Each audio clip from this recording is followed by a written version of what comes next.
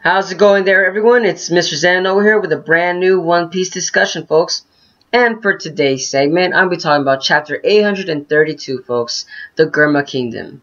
Now, folks, after waiting for a week or so, we're finally getting some intense action, folks.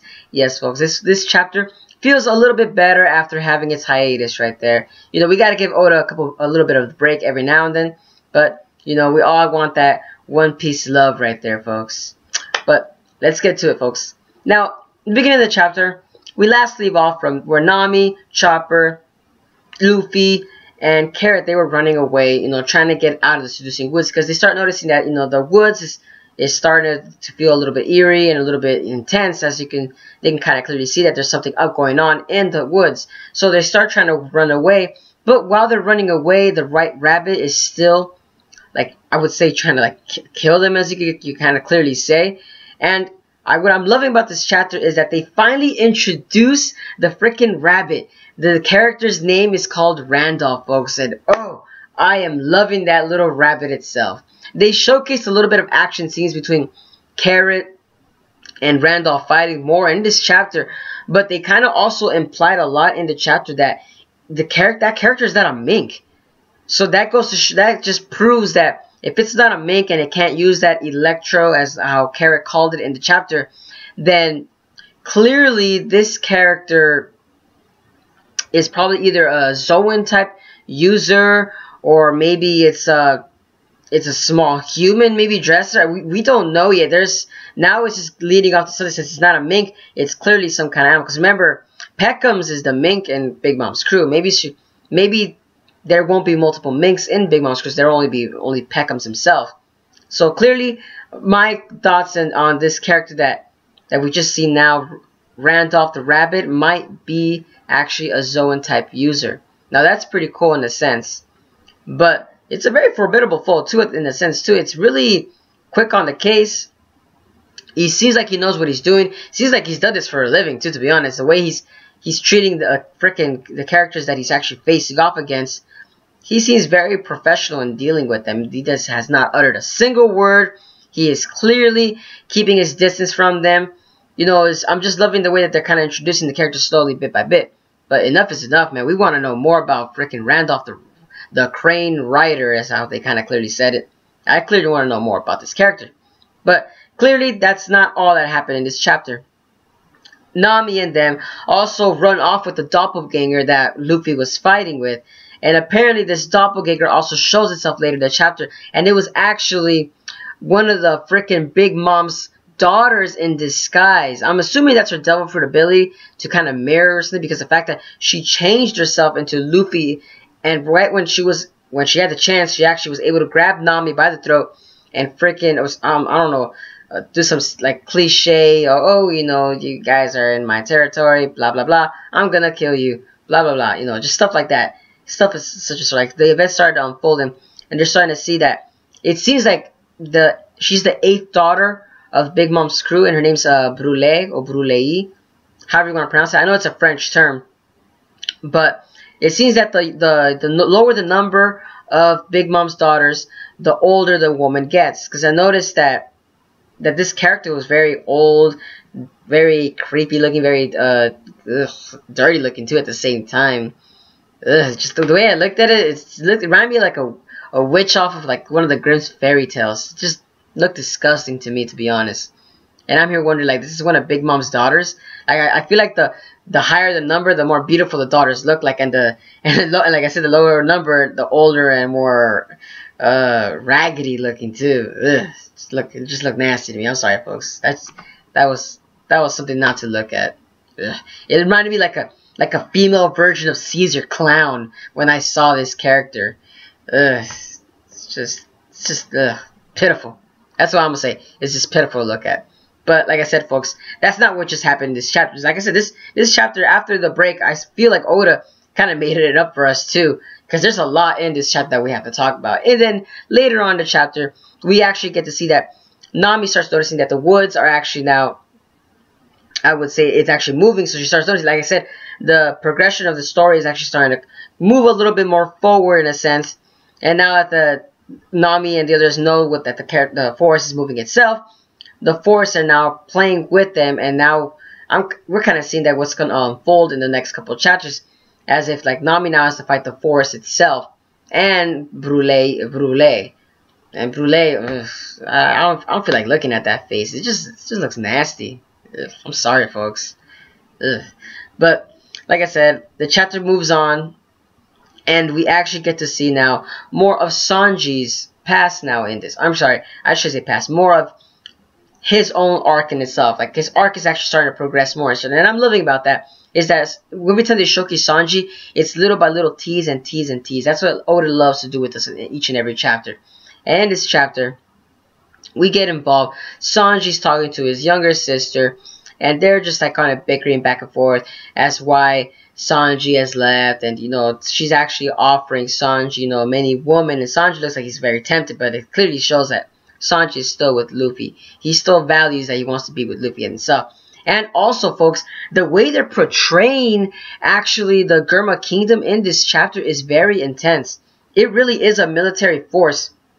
Because those giant Denden Mushi ships that were brought inside Whole Cake Island, holy snap, folks, I actually was shocked. I love the system that they're using. It's very, very detailed and very, how do I say, they're very, how do I say, organized. Wow, I couldn't find that word. I'm sorry about that. They're very, freaking Oda's sense of how he wants to portray the Genma Kingdom is they're very organized. Much very different than, I would say, Big Mom's crew. Big Mom's crew doesn't seem very organized, even though they're a very powerful alliance, or I won't say alliance, I'm sorry, a very powerful Yonko. They don't seem as organized as one would think. Instead, the Genma Kingdom are being portrayed as the very organized, skilled. You know, it's just like they seem more like people want to see more of them than Big Mom's crew. Big Mom's crew was more curiosity. Now, what's it called? The Genma 66 is now not curiosity, but now we want to know how strong they are, what they're capable of, what's their military strategies. You know, it's just like the more that we're involved with Genma 66, the more curiosity is leading on to us because we're not really also shown.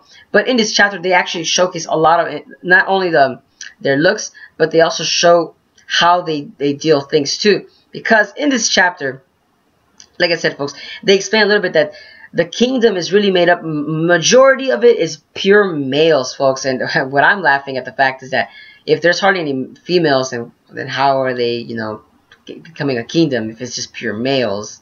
You know, I'm just hoping there are some kind of woman in this kingdom to at least keep the men occupied. Because, you know, just pure testosterone would be a little kind of skeptic there on the side there, Oda. Just be a little skeptic, but I'm guessing that's just for, like, you know, comical spoof and everything. But in all seriousness, as this chapter keeps progressing, I'm sorry about that, we actually get to see more. Sanji's father is actually revealed in this chapter, folks. And what I'm liking about that, the way they revealed him, it just reminds me of like an Adolf Hitler, to be honest. It really did, folks. I'm sorry. It reminded me of an Adolf Hitler mixed with like a shogun off a feudal era. I swear, just the way that he kind of portrayed himself. He has a portrait inside that actually of him showing 4 kings. Like, I'm assuming they're beheaded because they're clearly not showing any of their body parts. Freaking 4 heads that are beheaded. He's standing on top. I'm assuming he's holding his flag or something. I kind of forgot right there, but just that, you know, wow, you know, the way he's kind of like the pride that this character has. Sanji's father, Jajji, or that's how they say the judge, like little box that kind of says what their epithets are. The judge. How he's being portrayed as he's really portrayed as a strong military leader. And wow, folks, I am kind of shocked as to how this guy's portrayed. And it's funny because the way that you would think, they didn't really showcase the eyebrows. So there's kind of speculations going on as to where this guy's eyebrows or how they kind of look like. Maybe Sanji's mother is the one that has the eyebrows and the golden hair. Because we remember this character doesn't seem to look like Sanji, to be honest. He really doesn't. He looks more now I wouldn't say masculine. It just looks more, he looks more like square, raggedy, you know, just like formidable. Like he has like a a really square chin. You know, it just doesn't look like any of Sanji's traits are on the father. Like I said, majority of all the Sanji's brethren and siblings probably might come from Sanji's mother instead. And which is kind of crazy because the fact that Sanji's father is also very heated and very, how do I say, he's very dramatic too, to be honest, when they kind of introduced him in the chapter. I really didn't like that about him because I would have thought that he might have been at least a little bit more, I would say, controlled with his emotions, because it feels like he's just pure. He was just showing pure anger towards Sanji himself. But then again, Sanji in this chapter was shown that he was being cocky with his father too, and it clearly shows that Sanji's relationship with his father is not really well mixed together. Because when they showcase Sanji's father, they're already gonna fight. They're really gonna fight in the next chapter, and I'm here wondering, wow, folks. Already, the minute they showcase the father, like, all right, man, we gotta sell this man to man, fist to fist, man. Only our fists can show our true intent. And I'm like here thinking, like, holy shit, you know, wow, guys, this is what it's coming down to. Sanji's gonna kick some freaking, not even sibling, I would say family ass right there in itself.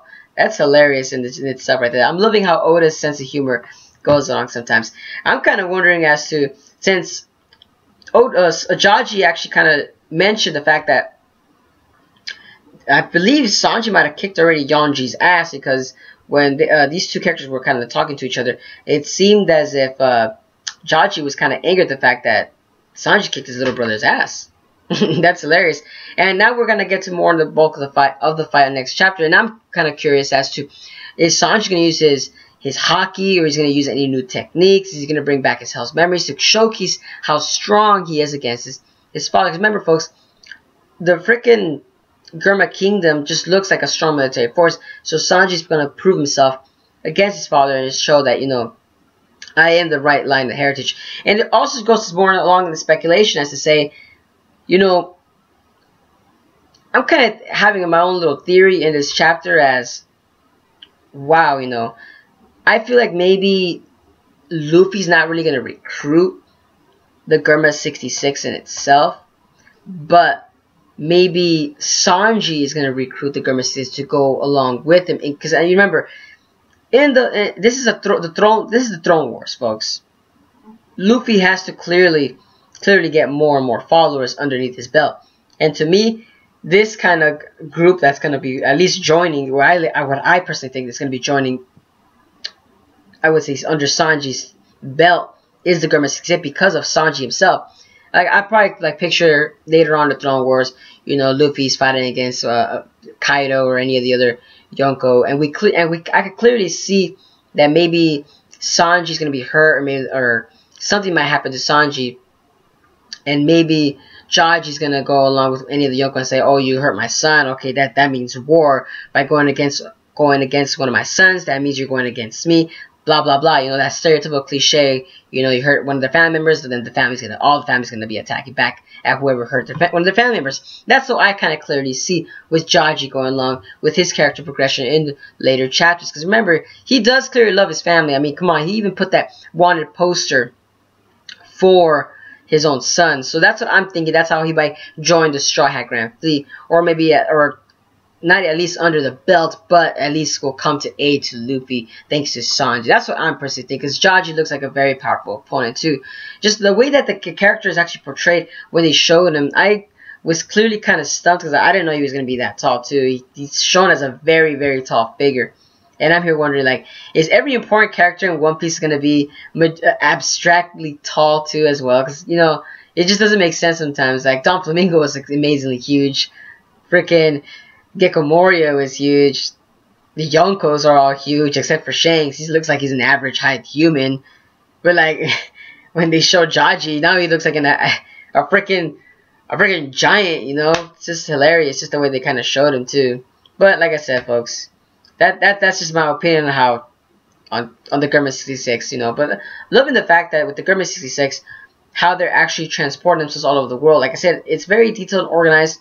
And I'm loving how they're using those giant dented mushis. Each of them is actually part of a bigger ship. So it's actually, technically the Genma 66 is not really a kingdom. It's actually a moving island themselves, which is actually, I thought was pretty cool what Oda was doing right there. I'm loving how he uses Oda's uses of usage of panels each time is actually pretty well in itself. It's always something to look forward to. You can't argue in itself that Oda's usage of the panels is not exactly, I would say, very tedious in itself. You're always looking forward to seeing something new in each panel, and that's what I love about Oda. But yes, folks, that's it for this chapter. Those are my 2 cents on this chapter 2, to be honest. What do you guys think about the Sanji against his father, folks? Personally, I'm going for Sanji, or at least with a stalemate draw, because some unexplained event might come in along and might cause these two to stop fighting. Maybe another brother, or maybe another family member, or maybe Big Mom might come in. Like I said, folks, something might happen, of course. They're just going to tease us in the next chapter against these two fighting against, because it's too early for these two to be fighting too at the same time, because they just barely introduced this character, for Pete's sakes. And what do you guys think about Brulei? What do you guys think about this character? Personally, I am disgusted at this character. It just looks so nasty. But like I said, Oda's use of the panels is good and very well. I sounded very childish there. It's very well in itself. It's very detailed and organized in how he's portraying her. And he got me thinking, like, man, this character is disgusting. And I love how he's using that. Ugh, sorry, it's just, ugh, it just looks nasty. And also, folks, what do you guys think about what's going on with the seducing? How do you think Nami and them are going to get out? Let me know down in the comments below what you guys think about this chapter. And also, folks, don't forget, give a like, comment, subscribe, folks, if you guys enjoy my content. But this is Mr. Zen, signing out.